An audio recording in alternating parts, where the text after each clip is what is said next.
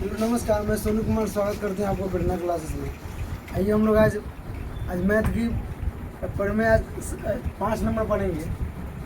पिछले दिन हम लोग 4 पर में पढ़ चुके हैं। आज हम लोग पढ़ेंगे 5वां पर में। आपको यह है कोण भुजा कोण समरूपता SAS, ठीक है। पहला पढ़ा था थेल्स पर में, दूसरा थेल्स का विलोम, तीसरा था आपको डबल AA था, 3 नंबर पर में था AA, ठीक है, और चौथा पर में था SSS, ठीक है। आज हम लोग पढ़ेंगे SAS, साइड एंगल साइड, यानी भुजा कोण भुजा समरूपता पढ़ेंगे, ठीक है। यह क्लास 10th की है, ठीक है ना। और त्रिभुज चैप्टर से है। प्रमेय नंबर क्या 6.5, यानी 5वां प्रमेय है। कथन कहता है यदि एक त्रिभुज की एक कोण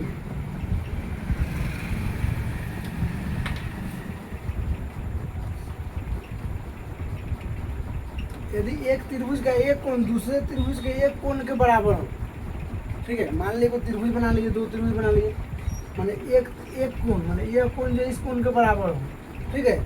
तो इन कोणों के अंतर्गत आने वाली भुजाएं भी बराबर हो, मतलब इस दोनों कोणों के अंतर्गत एगो AB आ जाएगा, फिर एगो PQ आ जाएगा, फिर AC आ जाएगा और एगो PR हो जाएगा, ठीक है।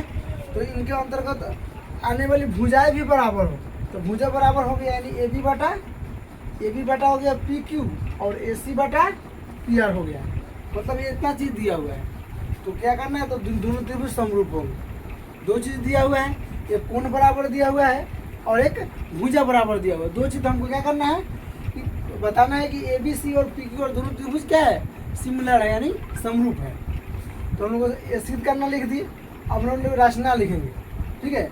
अभी रचना वाला काम यहाँ बाद में होगा यहाँ से। अब हम लोग क्या किए, जितना बड़ा AB है उतना ही बड़ा हम इसमें से काट लिए। ऐसे आप स्केल से नाप लेंगे, इतना बड़ा देखिए, AB इतना है ना, इतना बड़ा काट लिए यहाँ से। फिर AC इतना बड़ा है ना, तो फिर यहाँ इतना बड़ा काट लिए, यानी मान लीजिए यहाँ है।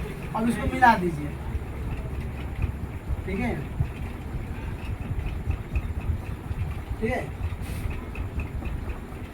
अब हम लोग AB के बराबर हम लोग PN काट लिए और AC के बराबर PQ काट लिए। किसमें से, यहाँ लिखा गया है PQ में से AB बराबर PM तथा PR में से AC बराबर PN काटा और M और N को मिला दिए।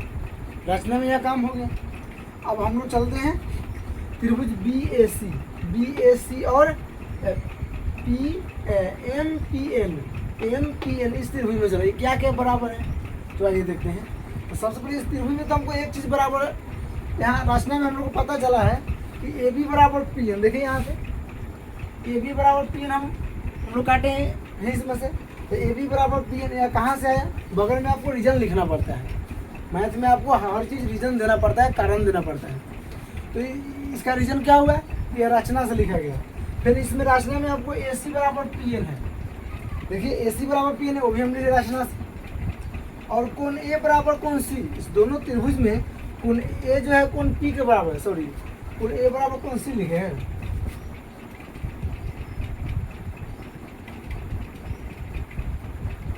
A बराबर कोण, यहाँ गलत लिखा है, कोण A बराबर कोण P होगा, ठीक है।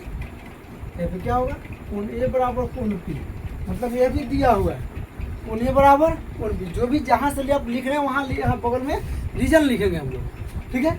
अब 2 चीज़ बराबर हो गया, क्या चीज़ बराबर हो गया, 2 भुजा बराबर हो गया, एक कोण बराबर हो गया। मतलब हम कह सकते हैं साइड एंगल साइड सर्वांग समता से दोनों त्रिभुज यानी BAC और त्रिभुज MPN जो है सर्वांगसम हो जाएगा। जब त्रिभुज सर्वांगसम हो जाता है तो उसका हर चीज़ बराबर हो जाता है, समझे। सर्वांगसम में से जैसे मान लीजिए 2 हाथ है, तो इस हाथ को पूरा ढक देना चाहिए, तब सर्वांगसम कहा जाएगा, समझे। समरूप में छोटा बड़ा हो सकता है, लेकिन सर्वांगसम में छोटा बड़ा नहीं होता है, समझे कि नहीं। अब देखिए, अब यहाँ पे अब हम जब सर्वांगसम लिख लिए, दोनों त्रिभुज सर्वांगसम हो गया, तो अब लिखते हैं समीकरण 1 से। देखिए समीकरण ये क्या है, यहाँ है, इसमें AB बराबर PQ दिया हुआ है, AB बराबर PQ और AC बराबर PR दिया हुआ है, ठीक है। AC बराबर PR।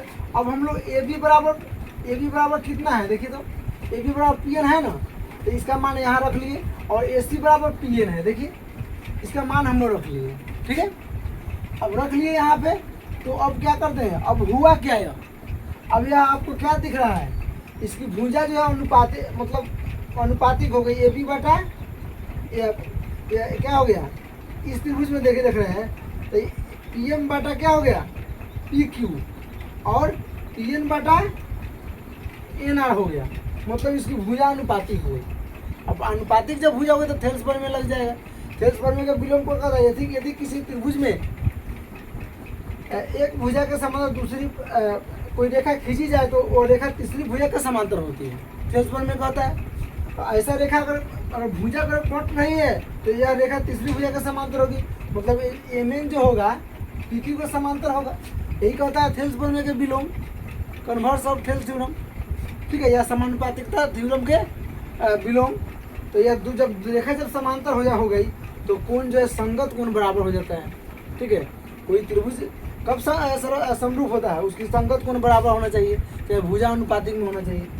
यहाँ भुजा जब अनुपात में हुआ तब पता चला कि तीसरी भुजा के समांतर में रेखा जब समांतर हो गई इसका कोण बराबर हो जाएगा। किसका कोण बराबर हो जाएगा, अब देखिए एम एन कहाँ है, यह है, एम एन बराबर क्यू आर है। तो इसमें कौन सा कोण आ रहा है, तब कोण एम ए वाला कोण जो है, ए वाला कोण जो है कोण पी एम एन, देखो पी एम एन ए वाला कोण किसके बराबर हो जाएगा, कोण पी क्यू आर भाई, यह कोण जो है इस कोण के बराबर हो जाएगा। कौन सा कोण हो गया, संगत कोण हो गया, क्या गया, संगत कोण हो गया। और फिर यहाँ कोण पी एन एम, कोण पी एन फिर हाई एम, मतलब हाई कोण, यह कोण किसके बराबर हो जाएगा, कोण पी आर क्यू, कोण पी आर क्यू, मतलब यह कोण इस कोण के बराबर हो जाएगा। देखिए डबल सिंगल वाला सिंगल के बराबर, डबल वाला डबल के बराबर, मतलब ये भी दोनों संगत कोण हो गया, ठीक है। अब जब दो कोण बराबर हो गया तो दोनों त्रिभुज जो है समरूप हो जाएंगे। कौन कौन त्रिभुज, यहाँ देखिए पी एम एन और पी क्यू आर, पूरा त्रिभुज, दोनों त्रिभुज समरूप हो गया। अब हम लोग ए समरूपता से सर्वांगसम होने के लिए तीनों बराबर होना चाहिए, तीनों कोण बराबर या तीनों भुजा बराबर होना चाहिए, लेकिन समरूप होने के दो चीज़ बराबर होगा, तीसरा चीज़ ऑटोमेटिक बराबर हो जाता है। तो हम लोग समीकरण एक इसको मान लिए हैं और समीकरण दो किसको मान लेते हैं, समीकरण एक और समीकरण, हाँ समीकरण दो इसको मान लिए, ठीक है, और इसको हम समीकरण तीन मान लिए, समझे कि नहीं। समीकरण किसको क्या मान लिए, अब क्या क्या बराबर हो गया, दो कोण बराबर होगा तो पी क्यू आर, जो पी क्यू आर पूरा त्रिभुज है वो पी एन एम के समरूप हो जाएगा, समझे कि नहीं। जब त्रिभुज समरूप हो गया अब क्या करना है, जब अब बताइए ये पी क्यू आर जो पी एम एन के समरूप हो जाएगा तो हमारा ए बी सी का भी समरूप होगा, क्योंकि यहाँ लिखा हुआ है बी एस या ए बी सी का समरूप यह त्रिभुज है। तो यह त्रिभुज जब इसके समरूप पहले था तो पूरा का भी समरूप है तो इसका भी समरूप हो जाएगा, तो कह सकते हैं त्रिभुज ए बी सी समरूप त्रिभुज पी क्यू आर। यहाँ तक आपका ये थ्योरम सिद्ध हो गया। आपको क्या याद होना चाहिए, स्टेटमेंट याद, परीक्षा में यही रहेगा आपको पास, स्टेटमेंट दिया रहेगा, आपको सारा चीज़ करना है, 4 बार 5 बार कीजिएगा, आपको याद हो जाएगा, ठीक है। Thank you.